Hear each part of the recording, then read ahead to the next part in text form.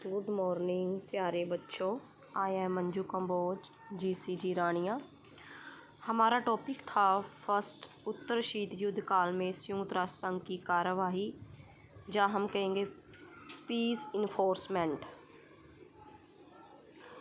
इसमें हमने डिस्कस किया था फर्स्ट कुवैत इराक विवाद, लीबिया समस्या, नामीबिया की स्वतंत्रता, युगोस्लाविया कंबोडिया में शांति समझौता, अंगोला में सेगोबियाई सैनिकों की वापसी, ईस्ट तिमोर की समस्या, कुवैत इराक विवाद, दक्षिणी अफ्रीका के विरुद्ध कार्यवाही, इराक और निशस्त्रीकरण।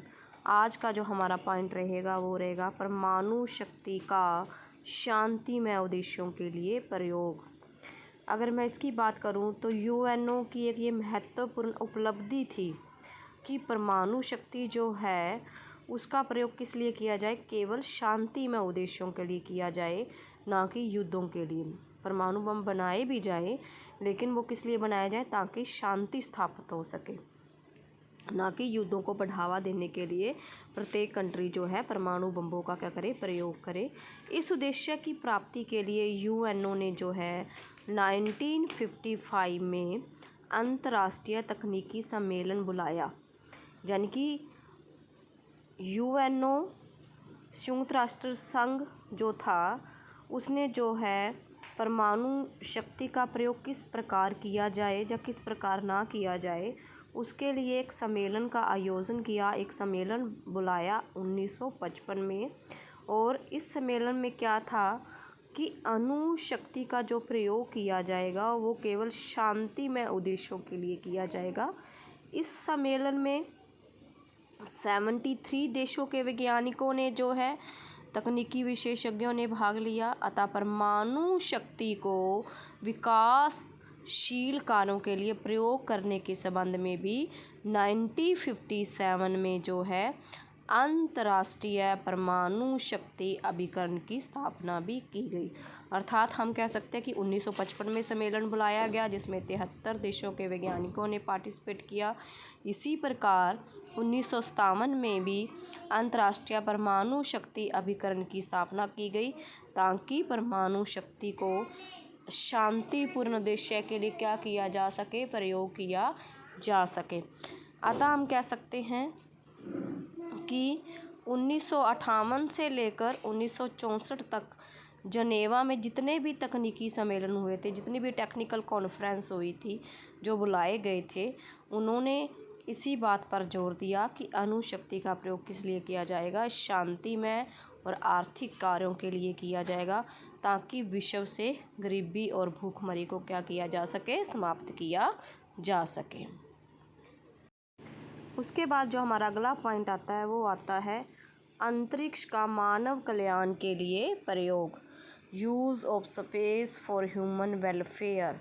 संयुक्त राष्ट्र संघ ने इस बात पर जोर दिया कि विश्व शांति की स्थापना के लिए अंतरिक्ष में स्पेस का जो प्रयोग होता है वो केवल मानव कल्याण के किया जाएगा, ना कि सैनिक उद्देश्यों के लिए किया जाएगा। अतः यूएनओ ने इसी के प्रयासों के फलस्वरूप महासभा में एक प्रस्ताव भी पारित करवाया और बाहरी अंतरिक्ष का प्रयोग केवल शांतिमय उद्देश्यों के लिए होगा, इस बात का निर्णय लिया। अतः 1960 और 66 के बीच महासभा में 6 अन्य प्रस्ताव भी पास किए गए, जिनका उद्देश्य क्या था, अंतरिक्ष की खोज को मानव कल्याण के साथ जोड़ना।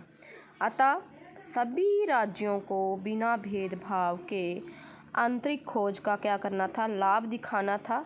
अतः इन प्रस्तावों में यह आशा प्रकट की गई कि संयुक्त राष्ट्र संघ जो है वो अंतरिक्ष की खोज के लिए क्या है, एक केंद्र का कार्य करेगा, तथा इन खोजों का जो प्रयोग किया जाएगा वो अंतर्राष्ट्रीय सहयोग के लिए किया जाएगा।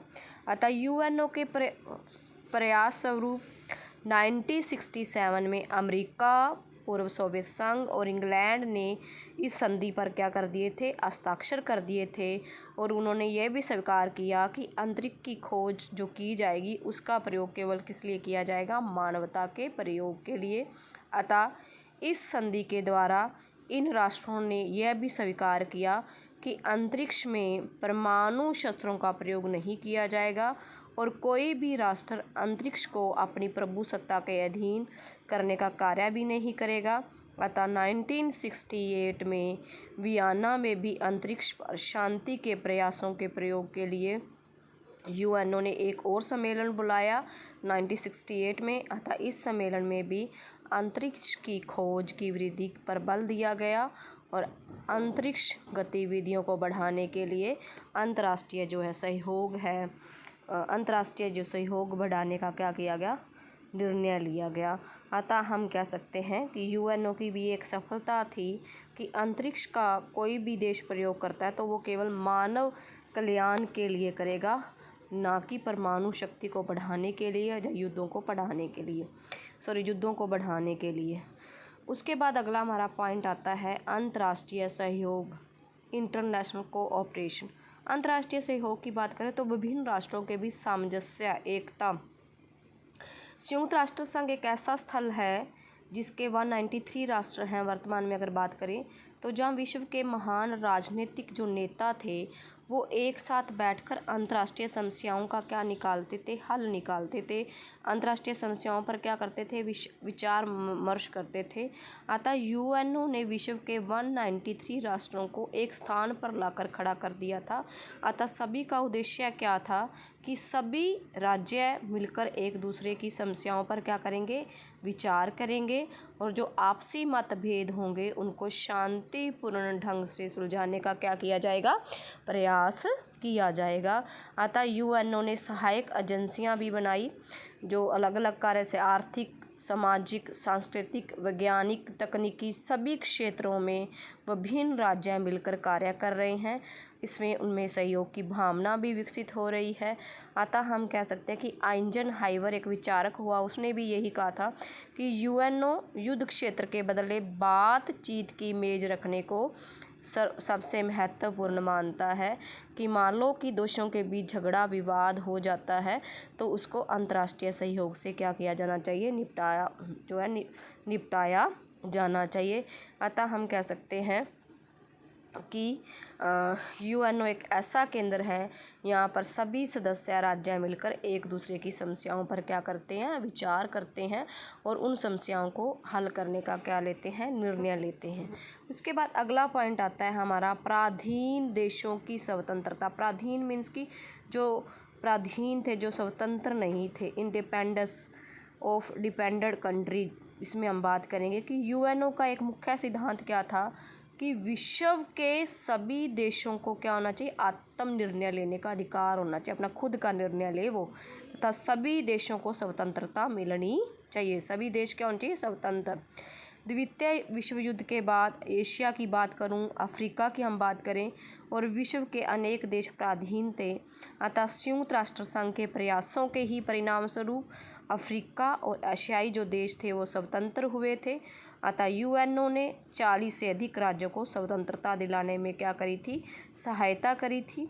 इसके अलावा संयुक्त राष्ट्र संघ की न्यास परिषद ने भी 11 प्रदेशों को न्यास व्यवस्था के अधीन रखा था और वे सभी स्वतंत्र राष्ट्र बन चुके हैं। जैसे कांगो की बात करें, घाना की बात करें, नाइजीरिया की बात करें, टोगोलैंड की बात करें, French Cameroon, British Cameroon, Libya, Algeria, Tunisia, Namibia और दक्षिणी अफ्रीका आदि का हम कह सकते हैं कि ये सभी कंट्री क्या थे, पराधीन देश थे जिनको स्वतंत्रता दिलाने में यूएनओ ने क्या दिया, इनका साथ दिया और इन देशों को स्वतंत्रता दिलवाई। उसके बाद अगला पॉइंट आता है हमारा उपनिवेशवाद की समाप्ति। 19वीं शताब्दी के अंत में विश्व का एक बहुत बड़ा भाग जो था वो उपनिवेशवाद का शिकार था। द्वितीय विश्व युद्ध के पश्चात उपनिवेशवाद का भी काफ़ी बोलबाला था। अतः यूएनओ ने उपनिवेशवाद तथा साम्राज्यवाद को समाप्त करने का प्रयास किया और इसमें महान सफलता भी मिली। 1960 में यूएनओ की महासभा ने क्या किया कि सर्वसम्मति से उपनिवेश देशों और लोगों की स्वतंत्रता दिलवाने की उन्होंने क्या करी, कोशिश करी कि जो छोटे छोटे उपनिवेश हैं और जो लोग उपनिवेश देश स्वतंत्र नहीं हैं तो उनको क्या मिलनी चाहिए, स्वतंत्रता मिलनी चाहिए। अतः यूएनओ की उपनिवेश के विरुद्ध ठोस जनमत उन्होंने तैयार किया और उपनिवेशवाद को पूरी तरह से समाप्त करने में अपनी महत्वपूर्ण भूमिका निभाई। जैसे हम नामीबिया का एक उदाहरण दे सकते हैं कि नामीबिया की स्वतंत्रता में यूएनओ ने अत्यंत सफलतापूर्वक भूमिका निभाई थी और 21 मार्च 1990 को नामीबिया को क्या बनाया गया, एक स्वतंत्र देश बनाया गया। अतः ये किसकी देन थी, यूएनओ की देन थी। नामीबिया जो कि एक उपनिवेशवाद था, एक छोटा सा अधीन देश था। उसके बाद आता है अगला पॉइंट हमारा, आतंकवादी बमबारी विरोधी समझौता। अगर मैं इसकी बात करूं तो 1997 की बात है कि यूएनओ महासभा ने आतंकवादी बमबारी विरोधी जो अंतर्राष्ट्रीय समझौते को क्या किया था, स्वीकार किया था। उन्होंने 1997 में 47 राष्ट्रों ने इस समझौते पर क्या किए थे, हस्ताक्षर किए थे कि वो आतंकवादी बमबारी के क्या हैं, विरोधी हैं। भारत ने भी इस समझौते पर हस्ताक्षर किया और वो 47 राष्ट्र कहलाया। 97वें नंबर पर जो हमारे भारत ने भी उस पर हस्ताक्षर किए। अभी तक सितंबर 99 की अगर हम बात करूँ तो केवल 6 राष्ट्रों ने इसका विधिवत अनुमोदन किया है। कम से कम 22 राष्ट्रों के अनुमोदन के पश्चात यह कन्वेंशन प्रभावी होगी। अतः इस कन्वेंशन के प्रभावी होने के पश्चात ही आतंकवाद बमबारी के अभियुक्तों के विरुद्ध कानूनी कार्रवाई की जा सकेगी। अतः हम कह सकते हैं कि आतंकवाद बमबारी विरोधी समझौता भी था, वो भी यूएनओ के द्वारा पास करवाया गया। उसके बाद है अंतर्राष्ट्रीय कानूनों का संग्रह, जो हमारा लास्ट पॉइंट रहेगा। यूएनओ ने अंतर्राष्ट्रीय कानून का संग्रह करने के लिए एक महत्वपूर्ण कार्य किया तथा इसमें उसको काफ़ी सफलता भी मिली। अतः यूएनओ की महासभा ने 1947 में अंतर्राष्ट्रीय कानून का संग्रह तथा विकास के लिए अंतर्राष्ट्रीय कानून आयोग की क्या करी, स्थापना करी। अतः अंतर्राष्ट्रीय कानून में राज्यों के अधिकारों की और कर्तव्यों की क्या की गई, घोषणा की गई। मानवता की शांति और सुरक्षा के विरुद्ध अपराधों की प्रारूप की एक संहिता भी तैयार की गई। अतः 1955 में महासभा ने एक प्रस्ताव पारित कर महासचिव से यह भी निवेदन किया कि अंतर्राष्ट्रीय विधि आयोग के जितने भी समस्त कार्य हैं उनको विशिष्ट रूप में प्रकाशित किया जाए ताकि संहिताकरण को नई दिशा प्रदान की जा सके। अतः 1958 में जिनेवा में भी अंतर्राष्ट्रीय सम्मेलन हुआ समुद्री कानून संबंधी, जिस पर 4 अनुबंधों पर हस्ताक्षर हुए। इसी प्रकार 1964 में भी जो है चारों अनुबंध जो है आवश्यक जो है लागू किए गए और समुद्री संधि का नया कानून 30 अप्रैल 1982 को भी स्वीकृत किया गया। इसी प्रकार वियना में भी 18 अप्रैल 1961 को विभिन्न राज्यों के प्रतिनिधियों ने भी कूटनीतिक संबंधों के बारे में अभिसमय पर हस्ताक्षर किए। अतः यूएनओ ने 1963 में वाणिज्य दूत विषयक संबंधों में भी अभिसमय पर हस्ताक्षर किए। अतः ब्रीली के अनुसार यह अभिसमय अंतर्राष्ट्रीय कानून में क्या थे, प्रगतिशील विकास के लिए नए तत्वों का क्या था, समावेश था। अतः 14 दिसंबर 1973 को महासभा ने इसको क्या दी थी, स्वीकृति दी थी। और यूएनओ के अन्य अंग सचिवालय की हम बात करें, अंतर्राष्ट्रीय न्यायालय की बात करें, इन्होंने भी अंतर्राष्ट्रीय कानून के विकास में अपना महत्वपूर्ण योगदान दिया। अतः यूएनओ के द्वारा अनेक अंतर्राष्ट्रीय कानून भी बनाए गए। धन्यवाद।